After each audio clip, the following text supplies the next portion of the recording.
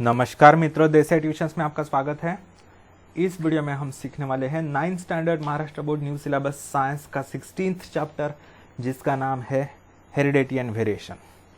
आगे बढ़ने से पहले मेरी आपसे रिक्वेस्ट है कि प्लीज़ मेरे वीडियो को लाइक कीजिए, अपने दोस्तों के साथ भरपूर शेयर कीजिए। कुछ डाउट्स हो तो नीचे कमेंट में पूछिए, मेरे चैनल को सब्सक्राइब कीजिए, बेल आइकन को दबाइए ताकि जब भी मैं अपना नया वीडियो अपलोड करूँ तब आपको तुरंत पता चले।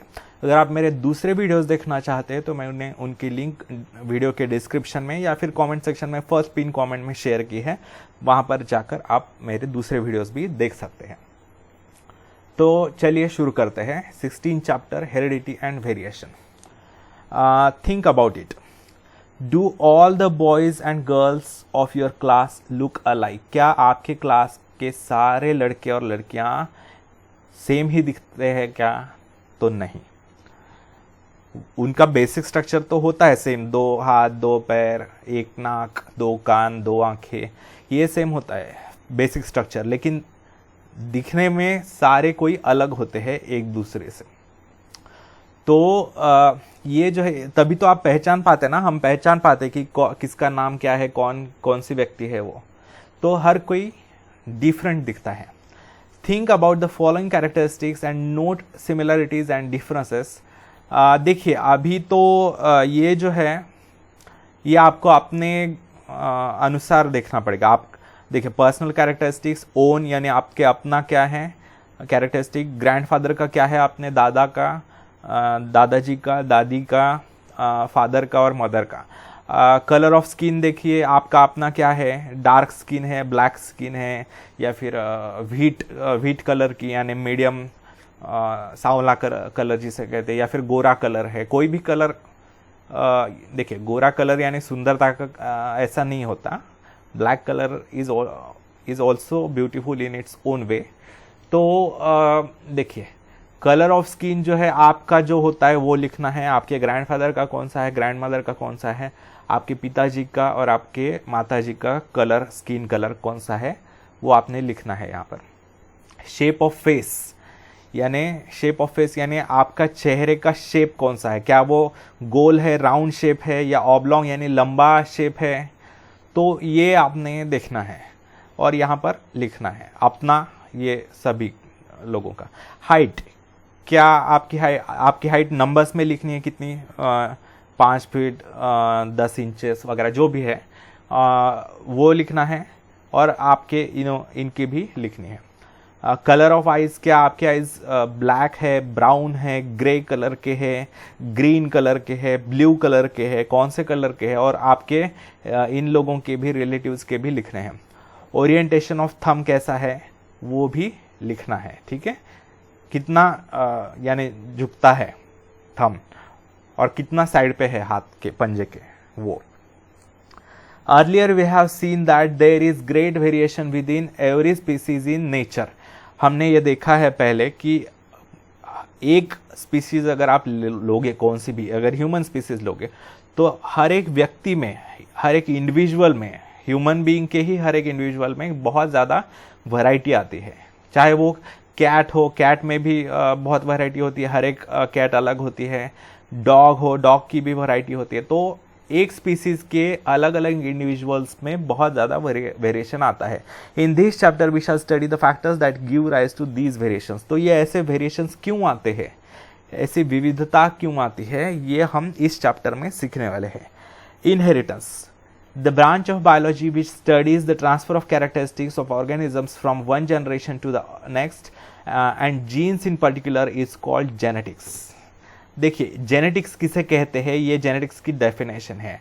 ये बायोलॉजी की ऐसी ब्रांच है, शाखा है, जिसमें क्या स्टडी किया जाता है, जिसमें अपने पेरेंट्स से यानी एक जनरेशन से उनके बच्चों में यानी नेक्स्ट जनरेशन में, और उनके बच्चों नेक्स्ट बच्चों में, ऐसे नेक्स्ट जनरेशन ऐसे जो है वो कौन से कैरेक्टरिस्टिक्स कैसे ट्रांसफ़र किए जाते हैं।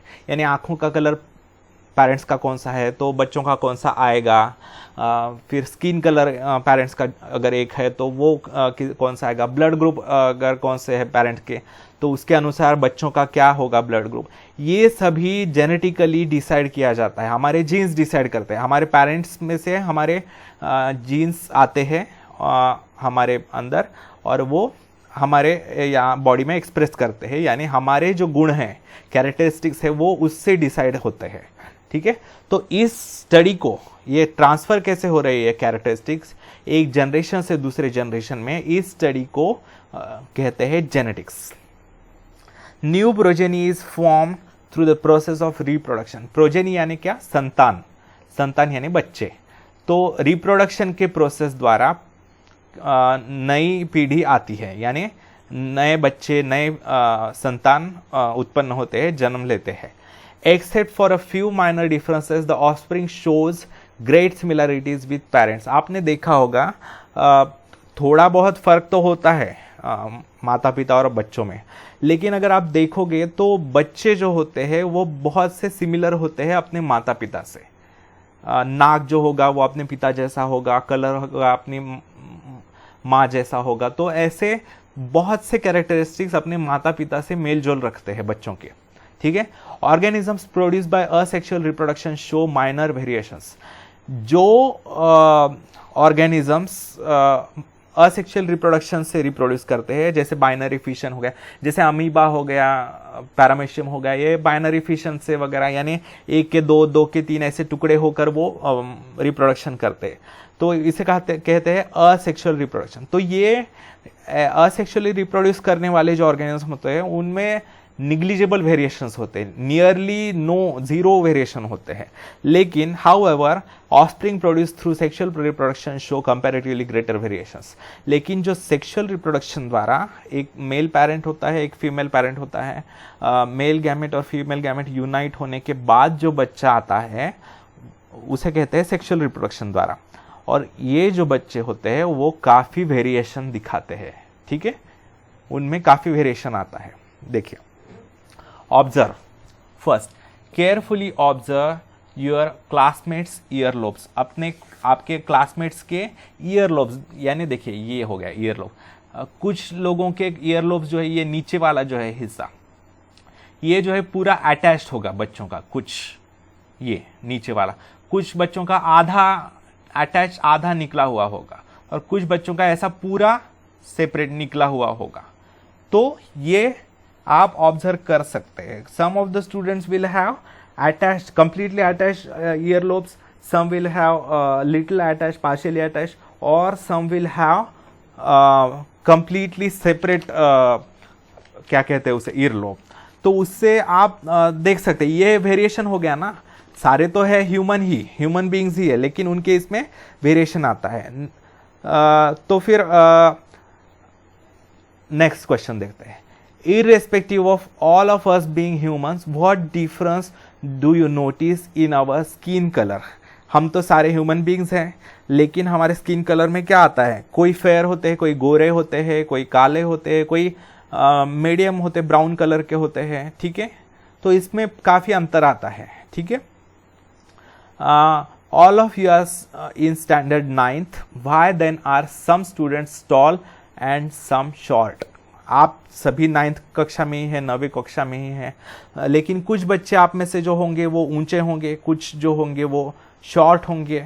तो ऐसा क्यों है? क्योंकि आपके पेरेंट्स के जीन्स जैसे होंगे वैसे ही आपकी भी हाइट वो डिसाइड करेगा, आपके पेरेंट्स द्वारा जो आपने रिसीव किए हैं जो जीन्स, उसके अनुसार।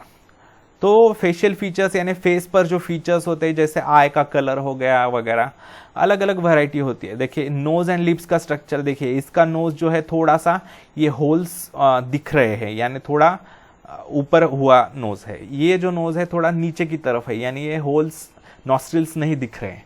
इसके जो होंठ है, लिप्स जो है वो ऐसे है, यानी बीच में उसे कंस्ट्रिक्शन है, नीचे थोड़ा नीचे गया है बीच में हिस्सा, ये जो है कंटिन्यूअस लिप्स है।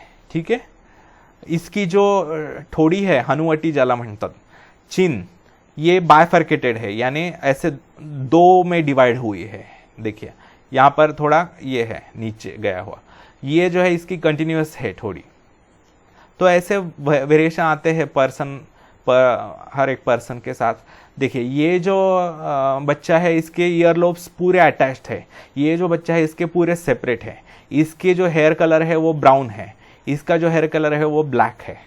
फिर हेयर लाइन भी वैरायटी करता है। देखिए ये ऐसे है, कुछ लोगों की, कुछ बच्चों की, कुछ व्यक्तियों की हेयर लाइन ऐसी होगी, यानी सेंटर में ऐसा पॉइंटेड स्ट्रक्चर होगा।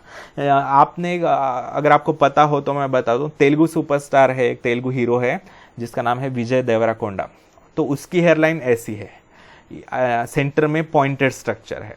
और कुछ जो व्यक्ति होते हैं वो ऐसे प्लेन हेयर लाइन वाले होते हैं। तो ऐसी काफ़ी वैरायटी होते हैं जो हम पेरेंट्स से रिसीव करते हैं। Heredity, transfer of characteristics from parents to offspring is called heredity. ये है हेरिडिटी की डेफिनेशन।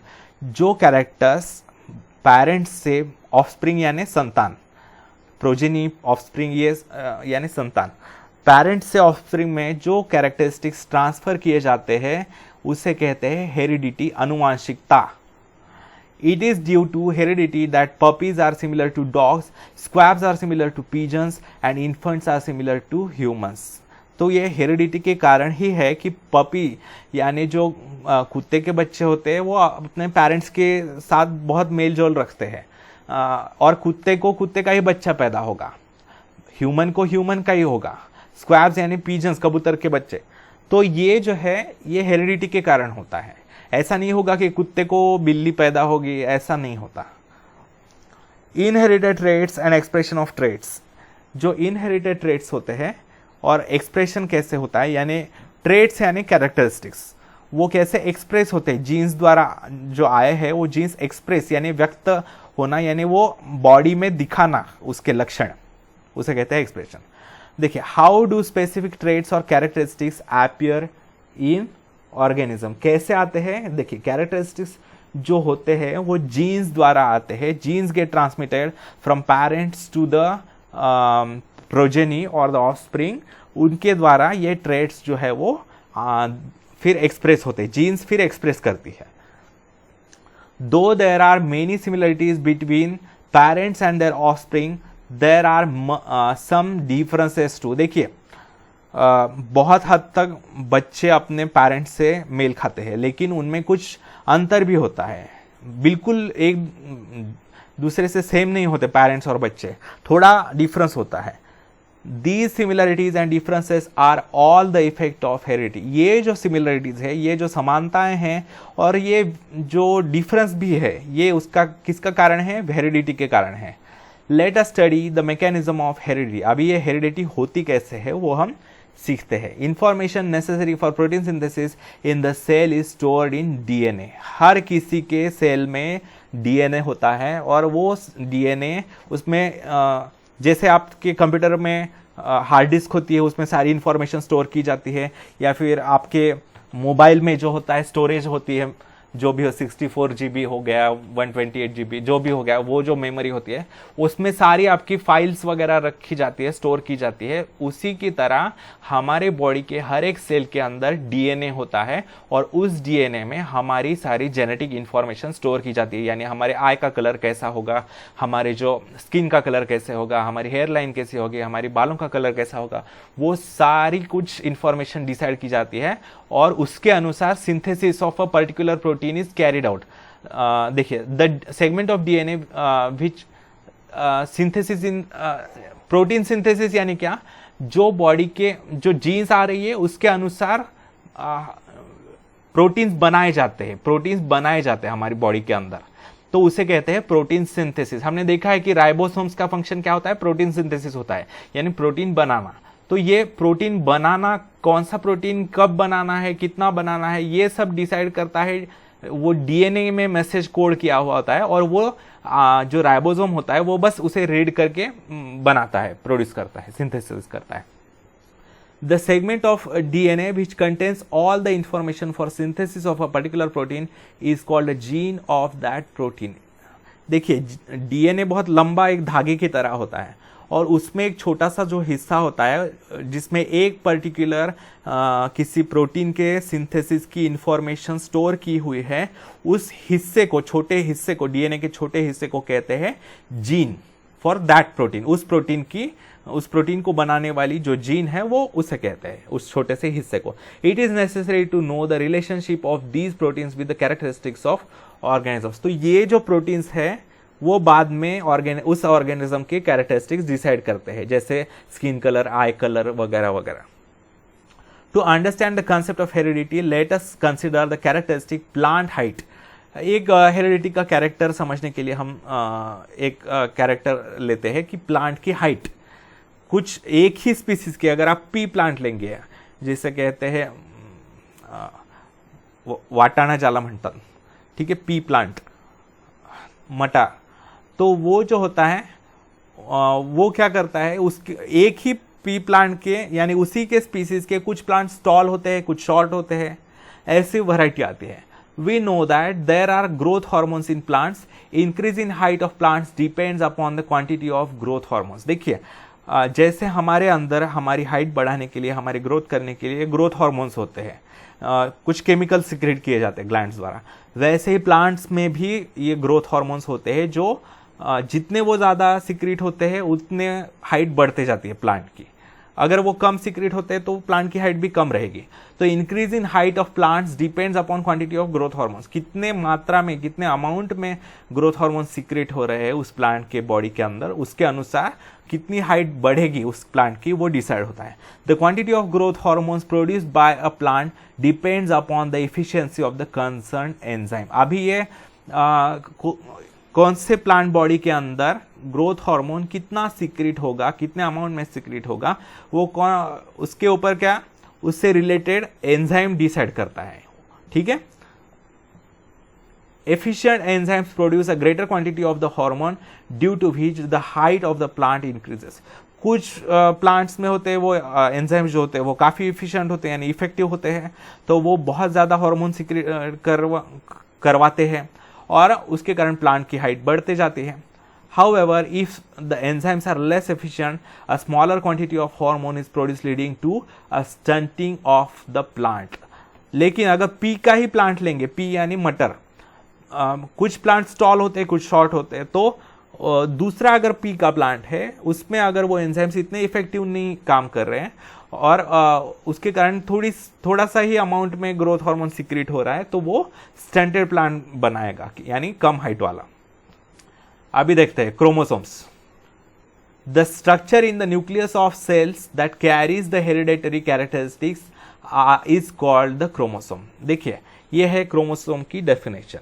न्यूक्लियस के अंदर हेरिडेटरी कैरेक्टर्स एक सेल के या किसी ऑर्गेनिज्म के जो स्टोर करता है या कैरी करता है, उसे कहते हैं क्रोमोसोम। ये क्रोमोसोम जो है वो धागे की तरह होता है, बहुत लंबा धागा होता है। It is made up of mainly of nucleic acid and proteins. ये जो क्रोमोसोम होता है वो मुख्यतः न्यूक्लिक एसिड से और प्रोटीन से मिलकर, बहुत लंबा मॉलिक्यूल होता है, वो बहुत बड़ा मॉलिक्यूल होता है, हेवी, तो चेन लाइक स्ट्रक्चर होता है उसका, आगे सीखेंगे हम। तो वो प्रोटीन्स और न्यूक्लिक एसिड्स से बनता है। During cell division chromosomes can be clearly seen under the compound microscope. जब नॉर्मल सेल होती है तब तो क्रोमोसोम्स क्लियरली दिखाई नहीं देते, लेकिन जब सेल डिवाइड होने वाली होती है तब उसके अंदर हम कंपाउंड माइक्रोस्कोप के नीचे हम क्रोमोसोम्स देख सकते हैं, ठीक है। Genes which contain the information about hereditary characteristics is coded in coded form are located on chromosomes. तो ये जो जीन्स होते हैं, छोटा सा हिस्सा डीएनए का, वो उनमें इंफॉर्मेशन स्टोर की होती है कोडेड फॉर्म में, वो जो होते हैं वो क्रोमोसोम्स पर प्रेजेंट होते हैं। Each species has a specific number of chromosomes. हर एक स्पीसीज के लिए जो है यूनिक नंबर ऑफ क्रोमोसोम्स होता है। यानी ह्यूमन बींग्स, कोई भी ह्यूमन बींग लोगे आप, नॉर्मल ह्यूमन बींग, तो उसके अंदर 46 क्रोमोसोम्स होंगे हमेशा, ठीक है। ये कोड है ह्यूमन बींग्स का, स्पीसीज का। Each chromosome is made up of DNA and it appears dumbbell shaped midway during cell division. देखिए, डीएनए से बना हुआ होता है, ये जो है बहुत लंबा धागा होता है ये, तो ये डीएनए होता है। ये क्या होता है, सेल डिवीजन से पहले ये क्या कहते हैं उसे, गुंडाने देता, वो वाइंड की जाती है, वो पूरा एक दूसरे से वाइंड की जाती है। जैसे हम रील होता है ना, धागे का रील, वो जैसे हम विंडिंग करते हैं, वैसे वाइंडिंग करके ये सेल डिवीजन से पहले ये ऐसा बड़ा हो जाता है और ये ऐसा होता है। और जो भीतर का सेंटर का जनरली स्ट्रक्चर होता है उसे कहते हैं सेंट्रोमियर, जो ऊपर वाला होता है उसे कहते हैं पी आर्म, नीचे वाला होता है उसे क्यू आर्म कहते हैं, और ये इनको आर्म्स कहते हैं क्रोमोसोम्स के। देखिए सेल डिवीजन से नॉर्मली तो ऐसा ही होता है, एक ऊपर वाला आर्म, एक पी आर्म और एक क्यू आर्म और एक सेंट्रोमियर। लेकिन जब सेल डिवाइड होने को होती है, माइटोसिस सेल डिवीजन आपको नेक्स्ट ईयर है, तो तब ये क्रोमोसोम बीच में से डिवाइड हो जाता है और अपने जैसा, सिस्टर क्रोमैटिड कहते हैं उसे, अपने जैसा ही सेम बनाता है, तो उसके कारण ये डबल बनता है। तो देखिए ये डंबेल शेप का होता है, यानी डंबेल है ना आपको एक्सरसाइज करने वाला, वैसे दिखता है, बीच में दबा हुआ और साइड में फूला हुआ। There is a constricted region on each chromosome. It is called primary constriction or centromere. Constricted region यानी ऐसा दबा हुआ हिस्सा होता है, उसे कहते हैं सेंट्रोमियर या primary constriction. This divides the chromosome in two parts. दो हिस्सों में बटा हुआ होता है इसके कारण, सेंट्रोमियर के कारण chromosome. Each part is called an arm. Arm कहते हैं। The centromere has a specific position in each chromosome. Depending upon this, there are 4 types of chromosome. Centromere की एक यूनिक पोजीशन होती है हर एक क्रोमोसोम में, कहीं ऊपर होता है, कहीं नीचे होता है वगैरह। तो उसके अनुसार 4 तरह के अलग अलग क्रोमोसोम्स होते हैं। टाइप्स ऑफ क्रोमोसोम्स, देखिए number of chromosomes in different organism यहाँ पर दिया है, वो बाद में देखते हैं, पहले देखते हैं types of chromosomes can easily identify during cell division. Cell division के दौरान जो है क्रोमोसोम्स प्रोमिनेंटली दिखाई देते हैं सेल के अंदर, क्लियर कट दिखाई देते हैं। नॉर्मली इतने क्लियर नहीं दिखाई देते, सेल डिवीजन से पहले दिखाई देते हैं। तो फर्स्ट है metacentric. The centromere is exactly at the midpoint in this chromosome, and therefore the chromosome looks like the English letter V. The arms of this chromosome are equal in length. मैंने कहा ना आपको, ये यहाँ पर जो है 4 आर्म्स दिखाए गए हैं, 2 पी आर्म्स और 2 क्यू आर्म्स, क्योंकि जब सेल डिवाइड होने वाली होती है तब ये एक आर्म ऊपर का, एक आर्म ऊपर का कॉपी करवा लेता है और वो बाद में इससे टूटकर दूसरे सेल में चला जाता है, नए वाले। तो नॉर्मल क्रोमोसोम तो ऐसा ही होता है, एक पी आर्म और एक क्यू आर्म। तो मेटासेंट्रिक का जो सेंट्रोमियर होता है वो सेंटर में होता है, और एक पी आर्म और क्यू आर्म दोनों सेम होते हैं लेंथ में, और इसके कारण वो वी जैसा दिखता है, वी शेप का। ठीक है, देखिए the arms of this chromosome are equal in length. Next है submetacentric. The centromere is somewhere near the midpoint in this chromosome. Therefore, it looks like English letter L. One arm is slightly shorter than the other. देखिए ये जो है थोड़ा centre point के पास ही होता है centromere, थोड़ा सा साइड में होता है, इसका एग्जैक्ट सेंटर में होता है, लेकिन सब मेटासेंट्रिक का थोड़ा सा साइड में होता है सेंट्रोमियर। इसके कारण एक आर्म लंबा दिखता है और एक आर्म थोड़ा सा छोटा होता है, नॉट मच, लेकिन थोड़ा सा छोटा होता है। तो ये इंग्लिश लेटर एल की तरह दिखता है। देखिए ये हमेशा एल ऐसा ही होगा ऐसा नहीं है, कभी ये टेढ़ा होगा, कभी अलग होगा। वी ये हमेशा सीधा ऐसा ही होगा ऐसा नहीं, कभी उल्टा होगा, कभी कैसा भी होगा। ये बस आपको समझ में आने के लिए बोला है। थर्ड है acrocentric. The centromere is near one end of this chromosome, which therefore looks like the English letter J. One arm is much smaller than the other. देखिए ये है एक्रोसेंट्रिक, यानी दूसरे एक आर्म बहुत लंबा होता है और एक आर्म काफी छोटा होता है, तो सेंटर से काफी दूर होता है ये एक्रोसेंट्रिक का जो सेंट्रोमियर होता है वो। तो ये जे की तरह दिखाई देता है। जे यानी एल में तो थोड़ा बड़ा होता है दूसरा वाला आर्म, लेकिन जे शेप में तो काफी छोटा होता है।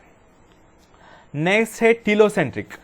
The centromere is right at the end of this chromosome, making the chromosome look like the English letter I.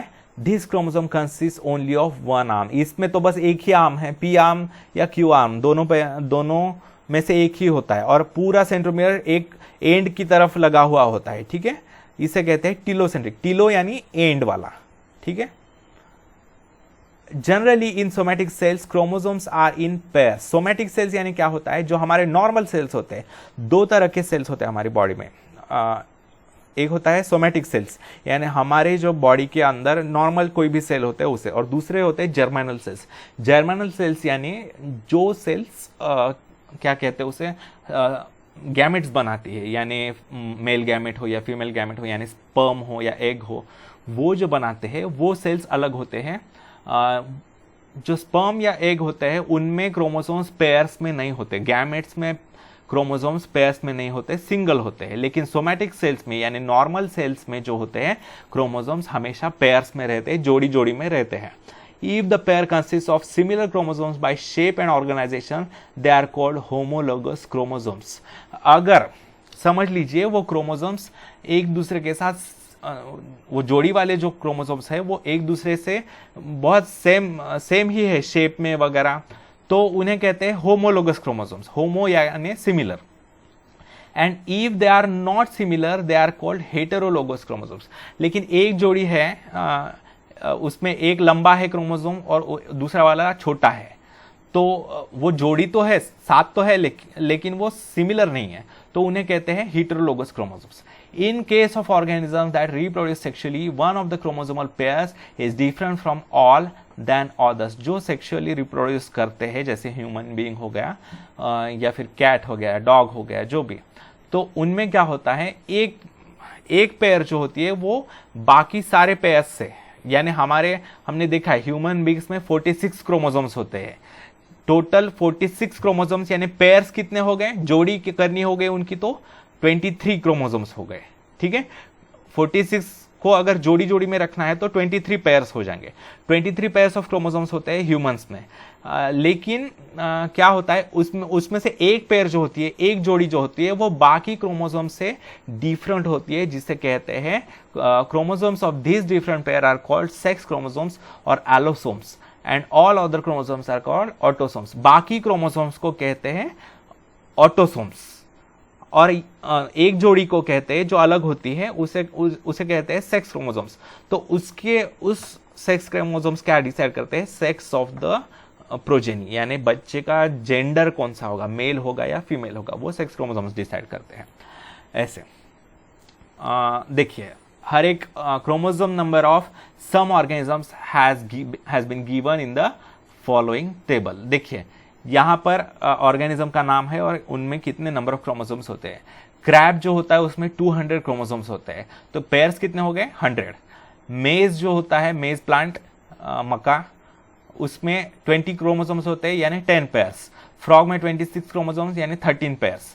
Round worm यानी उसे कहते हैं अड़ी, जिसे कहते हैं कीड़ा होता है राउंड वर्म, उसमें 4 क्रोमोसोम्स यानी 2 पेयर्स। पोटैटो में 48 क्रोमोसोम्स यानी 24 पेयर्स। ह्यूमन बीइंग्स में 46 क्रोमोसोम्स यानी 23 पेयर्स। देखिए, डीऑक्सीराइबोन्यूक्लिक एसिड, डीएनए, आपने डीएनए का नाम तो कई बार सुना होगा, तो उसका फुल फॉर्म है डीऑक्सीराइबोन्यूक्लिक एसिड। डीऑक्सी का डी जो है, न्यूक्लिक एसिड का एन और ए का acid. Chromosomes are mainly made up of DNA. Chromosome जो होते हैं वो मुख्यतः डीएनए से बने हुए होते हैं। डीएनए जब एक धागे जैसा होता है, जब वो वाइंड होता है तो ये मोटे वाले क्रोमोसोम्स बनते हैं। ठीक है, आगे बढ़ते हैं। This acid was discovered by the Swiss biochemist Friedrich Miescher in 1869 while studying white blood cells. ये जो एसिड है, ये जो डीएनए होता है वो एसिडिक नेचर का होता है, और ये इसकी खोज किसने की थी, स्विट्जरलैंड के एक बायोकेमिस्ट ने, जिसका नाम था Friedrich Miescher, in the year 1869, जब वो व्हाइट ब्लड सेल्स की स्टडी कर रहा था तब। Initially this acid was reported to be only in the nucleus of the cells, hence it was named nucleic acid. However, it was later realized that it is present in other parts of the cell too. पहले ये माना जाता था कि केवल nucleus में DNA होता है, लेकिन बाद उसके कारण उसे न्यूक्लिक एसिड नाम दिया गया, न्यूक्लियस के अंदर होने के कारण न्यूक्लिक एसिड। लेकिन बाद में पता चला कि वो सेल के बाकी हिस्सों में भी होता है। जैसे आपको पता है, हमने सीखा है सेल एंड सेल ऑर्गेनेल्स में कि क्लोरोप्लास्ट में भी होता है डीएनए, माइटोकॉन्ड्रिया में भी होता है डीएनए, ऐसे। तो molecules of DNA are present in all organisms from viruses and bacteria to human beings. सभी लिविंग ऑर्गेनिजम्स में डीएनए के मॉलिक्यूल्स होते हैं और यूनिक डीएनए होता है हर किसी में। वायरसेस में होता है, बैक्टीरिया में होता है, ह्यूमन बींग्स, कैट्स, डॉग्स, मेज लीजिए, एप्पल प्लांट लीजिए, कोई भी बनाना प्लांट लीजिए, हर किसी में डीएनए मॉलिक्यूल होता ही है। These molecules control the functioning, growth and division, that is reproduction of the cell, and are therefore called master molecules. तो ये जो मॉलिक्यूल्स होते हैं वो सेल का कंट्रोल, फंक्शनिंग कंट्रोल करते हैं, उसकी ग्रोथ कंट्रोल करते हैं, उसको डिवाइड कब करना है, कितने डिविजन्स करने हैं, रिप्रोडक्शन कैसे करना है, वो सब कुछ डिसाइड करते हैं. उसके कारण उन्हें मास्टर मॉलिक्यूल्स यानी मालिक यानी डिसाइड करने वाले मॉलिक्यूल्स उसे कहा जाता है. The structure of the DNA molecule is the same in all organisms. Basic structure यानी बेसिक जो होते हैं, जो एलिमेंट्स उसमें होते हैं, एटम्स वगैरह, वो तो बेसिक सेम होते हैं, लेकिन उसमें भी सीक्वेंस वेरिएशन होता है. इन 1953 आपको आगे पता चलेगा, in 1953 Watson and Crick produced a model of the DNA molecule. Watson and Crick ये दो साइंटिस्ट ने मिलकर 1953 में डीएनए मॉलिक्यूल का एक मॉडल बनाया. As per this model, two parallel threads of nucleotides are coiled around each other. दो threads होते हैं, देखिए सीढ़ी की तरह, ये एक दूसरे के साथ कॉइल्ड होते हैं. ये एक थ्रेड हो गया और ये वाला दूसरा हो गया.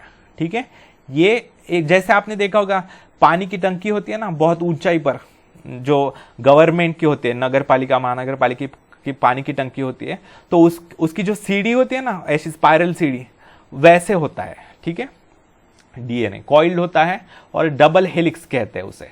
हेलिक्स यानी वो रेल्स होते हैं ना, जैसे रेलवे के दो रेल्स होते हैं, वैसे this arrangement is called double helix. This structure can be compared with a coiled and flexible ladder. जैसे कोई कॉइल हुई लैडर होती है, सीढ़ी होती है, वैसे हम कह सकते हैं जैसे सीढ़ियां होती है ना, स्टेयर्स होते हैं ना, जैसे पानी के टंकी के, सीमेंट के पानी के टंकी के, वैसे ये होते हैं. ये स्पाइरल स्ट्रक्चर होता है ऐसे. चलिए, each strand in the molecule of DNA is made up of many small molecules known as nucleotide. हर एक स्ट्रैंड जो है, हर एक स्ट्रैंड यानी ये धागा, हर एक दो धागे होते हैं ऐसे, तो हर एक धागा जो है वो छोटे छोटे मॉलिक्यूल्स को जोड़कर बना हुआ होता है. जैसे घर बनता है, ईंटों एक के ऊपर एक ईंट वीटा ठेउन जैसे घर बनते हैं ईंटों को जोड़कर, वैसे छोटे छोटे मॉलिक्यूल्स को जोड़कर बड़ा डीएनए बनता है. उस छोटे मॉलिक्यूल्स को कहते हैं nucleotide. There are 4 types of nitrogenous bases, adenine, guanine, cytosine and thymine. DNA में जो होते हैं वो 4 तरह के नाइट्रोजनस बेसेस होते हैं. उनके नाम है adenine, guanine, cytosine and thymine. Adenine and guanine are known as purines. ये इन दोनों को कहते हैं, एडेनिन और ग्वानिन को कहते हैं purines. while cytosine and thymine are called pyrimidines. Cytosine और थाइमिन को कहते हैं पायरिमिडिन्स. ये आपको याद रखना है. देखिए, सेल है, सेल के अंदर न्यूक्लियस है, न्यूक्लियस के अंदर क्रोमोसोम्स है, क्रोमोसोम्स जो बना हुआ होता है वो डीएनए से बना हुआ होता है. डीएनए के एक हिस्से को कहते हैं जीन. देखिए, उन्होंने ये पूरा मॉडल बनाया हुआ था उस समय, वाटसन एंड क्रिक, ये दोनों scientist. In the structure of nucleotide, a molecule of a nitrogenous base and phosphoric acid are each joined to a molecule of sugar. देखिए, एक न्यूक्लियोटाइड में हमने देखा है, न्यूक्लियोटाइड यानी ईंटें होते हैं, ये न्यूक्लियोटाइड्स जोड़ कर बड़ी चेन बनती है डीएनए मॉलिक्यूल्स की. लेकिन न्यूक्लियोटाइड्स भी छोटे छोटे ग्रुप ऑफ मॉलिक्यूल से बने हुए होते हैं. न्यूक्लियोटाइड किन से बनता है? एक नाइट्रोजिनस बेस होता है, जैसे ये एडेनिन है, ग्वानिन है, साइटोसिन है, थाइमिन है. इनमें से कोई एक होता है, या तो एडेनिन होगा, या फिर साइटोसिन होगा, या फिर थाइमिन होगा, या फिर ग्वानिन होगा. इनमें से कोई एक ये होता है नाइट्रोजिनस बेस, उसको एक फॉस्फोरिक एसिड जुड़ा हुआ होता है, और वो दोनों एक बॉन्ड, आपको पता है ना कोवैलेंट बॉन्ड वगैरह, एक बॉन्ड वो जुड़े हुए होते हैं एक शुगर के मॉलिक्यूल से. ठीक है. As there are 4 types of nitrogenous bases, nucleotides are also of 4 types. जैसे कि 4 तरह के ये होते हैं नाइट्रोजनस बेसेस, तो उसके कारण 4 अलग तरह के न्यूक्लियोटाइड्स भी हो गए. एडेनिन से जुड़ा हुआ एक न्यूक्लियोटाइड होगा, थाइमिन से जुड़ा हुआ अलग वाला, ऐसे 4 तरह के न्यूक्लियोटाइड्स भी होते हैं. Nucleotides are arrange like a chain in a molecule of DNA. ये जो न्यूक्लियोटाइड होते हैं वो एक दूसरे से चेन की तरह, एक श्रृंखला की तरह, चेन की तरह जुड़े हुए होते हैं, बड़ी चेन बनाते हैं वो. The two threads of the DNA molecule are comparable to the two rails of a ladder, and each rail is made up of an alternately joined molecules of sugar and phosphoric acid. ये जो होते हैं दो rails कह सकते हैं हम। अगर सीडी है, अगर हम इसे अनकॉइल करते हैं यानी सीधा करते हैं हम, ये कॉइल्ड है, उसे अनकॉइल अगर करते हैं, सीधा करते हैं, तो ये सीढ़ी जैसे होती है ना, लकड़ी की सीढ़ी होती है जो चढ़ने के लिए यूज करते हैं, तो सीढ़ी के ये दो रेल्स हो गए, ऐसे होते हैं, और बीच में ये बार्स हो गए, उसके बीच में ऐसे। ये जो है, ये ग्वानिन जो है साइटोसिन से जुड़ा हुआ होता है, एडेनिन जो है वो थाइमिन से जुड़ा होता है। ये हमेशा जोड़ी डिसाइडेड होती है। साइटोसिन जो है ग्वानिन से जुड़ा होता है और एडेनिन जो है वो थाइमिन से जुड़ा होता है। ये हमेशा, अगर यहाँ पर साइटोसिन है तो यहाँ ग्वानिन आएगा, अगर यहाँ पर ग्वानिन है या साइटोसिन है तो यहाँ पर ग्वानिन आएगा, यहाँ पर अगर थाइमिन है तो यहाँ पर एडेनिन आएगा। ऐसे इनका डिसाइड हुआ होता है, ये जोड़ी ही होती है, कोई भी किसी के साथ नहीं जुड़ सकता। देखिए,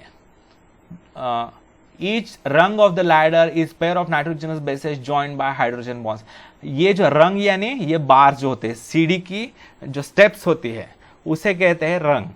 तो वो जो होती है वो बने हुए होते हैं a pair of nitrogenous bases joined by hydrogen bonds. इसमें दो हाइड्रोजन नाइट्रोजनस बेसेस के जोड़ी है, यानी इधर से थाइमिन का एक नाइट्रोजनस बेस आ रहा है लेफ्ट साइड से, और दूसरे साइड से एडेनिन का एक नाइट्रोजनस बेस आ रहा है। ये जोड़ रहे हैं हाइड्रोजन के बॉन्ड से एक दूसरे के साथ। Adenine always pairs with thymine and cytosine always pairs with guanine. ऐसे उनकी जोड़ी डिसाइडेड होती है।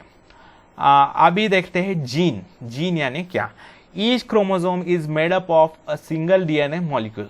जीन जो होता है वो पहले मैं आपको ये डीएनए के बारे में बताता हूँ। ये जो है डीएनए, उसकी 2 नैनोमीटर्स जो है विड्थ होती है, और फिर दो स्टेप्स के बीच में 0.34 नैनोमीटर्स का डिस्टेंस होता है, और उसके एक हेलिक्स की, यानी एक हेलिक्स जो है ये कॉइल, एक लेफ्ट कॉइल और एक राइट कॉइल, ऐसे एक कॉइलिंग की लेंथ होती है 3.4 नैनोमीटर।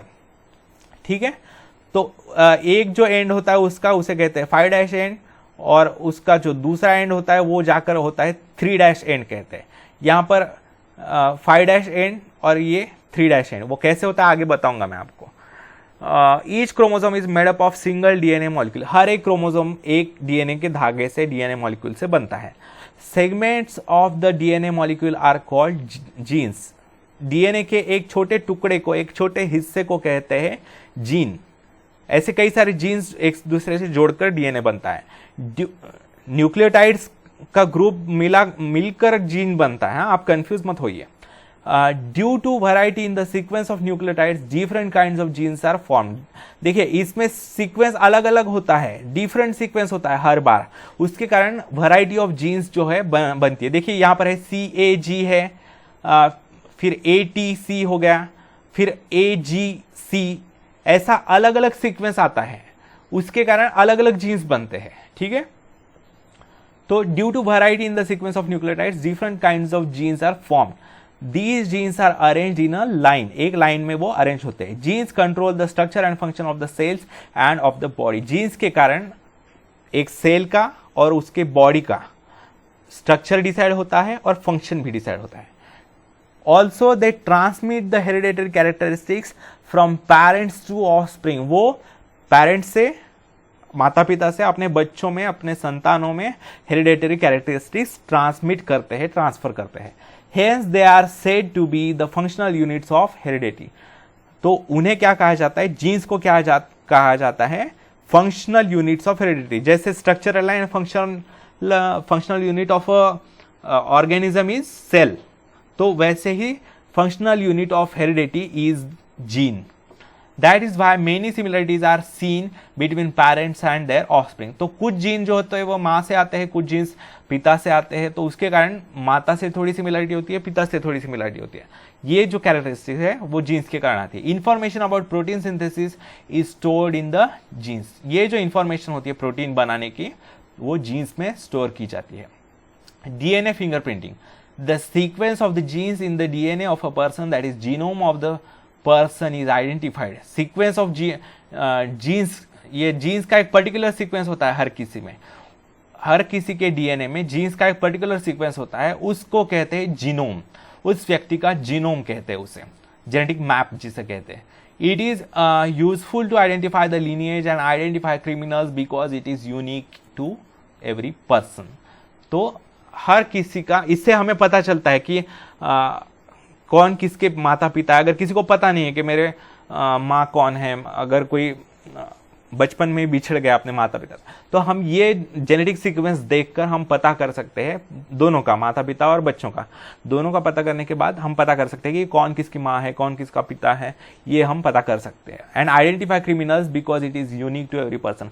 जब कोई क्रिमिनल होता है, कोई खून वगैरह करता है, तो थोड़ा सा खून अगर उसे कोई चाकू लग जाता है खून करते समय, तो उसका भी खून गिरता है, तो वो खून की बूंदें निकालकर उसमें जो सेल्स होते हैं, आरबीसीज, डब्ल्यूबीसीज, उसमें का डीएनए स्टडी करके, जीनोम स्टडी करके उस व्यक्ति से मैच किया जाता है और उसे पता चलता है, वो सबूत होता है कि वो व्यक्ति ने ही खून किया है। ऐसे देखिए, ऐसे है ये pair of nitrogenous bases, nucleotide जिन्हें कहते हैं। एडेनिन जो है वो थाइमिन से जुड़ता है, साइटोसिन जो है वो ग्वानिन से जुड़ता है। ये जो है rails of the DNA made up of sugar and phosphoric acid, ये रेल्स है ऐसे, शुगर और फॉस्फोरिक एसिड से बने हुए। देखिए ये ऐसे है, ये अगर मॉलिक्यूल्स के फॉर्म में देखोगे तो ऐसे होते हैं। ये जो यहाँ पर ये जो फ्लैट एरिया होता है उस एंड को कहते हैं 5' एंड, और ये जो पॉइंटेड एंड होता है उसे कहते हैं 3' एंड। तो यहाँ नीचे इस साइड को, इस रेल में नीचे वाला हिस्सा 5' है और ऊपर वाला हिस्सा 3' एंड है। यहाँ पर उल्टा है, यहाँ पर ऊपर वाला हिस्सा 5' एंड है और यहाँ पर नीचे वाला हिस्सा 3' एंड है। तो ये सारे एटम्स अगर ज्वाइन करके देखेंगे तो ये ऐसे दिखाई देता है। ठीक है। 1990, the Human Genome Project was together undertaken by all the geneticists of the world. Human Genome Project 1990 में लिया गया था सारे जेनेटिक्स के साइंटिस्ट द्वारा। In June 2000, scientists of this project and Cellular Genomics Corporation, a private industry in the USA, collectively announced the discovery of the complete DNA sequence of human genome. जून 2000 में सारे scientist ने उस company के क्या किया, मिलकर पूरा ह्यूमन जीनोम का स्टडी किया और पूरा सीक्वेंस स्टडी किया वो कैसे होता है। Depending upon the findings of this project, scientist confirm that the number of genes in the human genome is about 20,000 and to 30,000। उससे स्टडी करने के बाद उन साइंटिस्ट को पता चला कि एक नॉर्मल ह्यूमन बीइंग के सेल में, एक सेल में नियरली 20,000 से लेकर 30,000 तक जीन्स होते हैं। Later, scientists discovered the genomic sequence of many microorganisms. बाद में ह्यूमन का पता करने के बाद कई सारे माइक्रो ऑर्गेनिजम्स का भी जीनोम पता किया गया। Due to research in genomics, disease causing genes can be identified. जब हम जीनोमिक्स के ऊपर स्टडी करते हैं, उसका रिसर्च करते हैं, तब हमें पता चलता है कुछ जेनेटिक डिसऑर्डर्स होते हैं, हेरिडेटरी डिसऑर्डर होते हैं, बीमारियां होती है कोई, तो उसके वो किन जीन्स के कारण हो रही है वो हम पता कर सकते हैं। If disease causing genes are identified, genetic diseases can be diagnose and properly treated. अगर वो जीन को पहचान लिया तो उस जीन को मॉडिफाई करके वगैरह वो हम उस बीमारी को ट्रीट कर सकते हैं। ठीक है। तो इसकी वेबसाइट है www.genome.gov। ठीक है। तो इस वीडियो में यहीं तक मित्रों। अगर आपको मेरा वीडियो अच्छा लगे तो प्लीज़ मेरे वीडियो को लाइक कीजिए, अपने दोस्तों के साथ भरपूर शेयर कीजिए। कुछ डाउट्स हो तो नीचे कमेंट में पूछिए, मेरे चैनल को सब्सक्राइब कीजिए। तो चलिए मित्रों, आपका दिन शुभ जाए।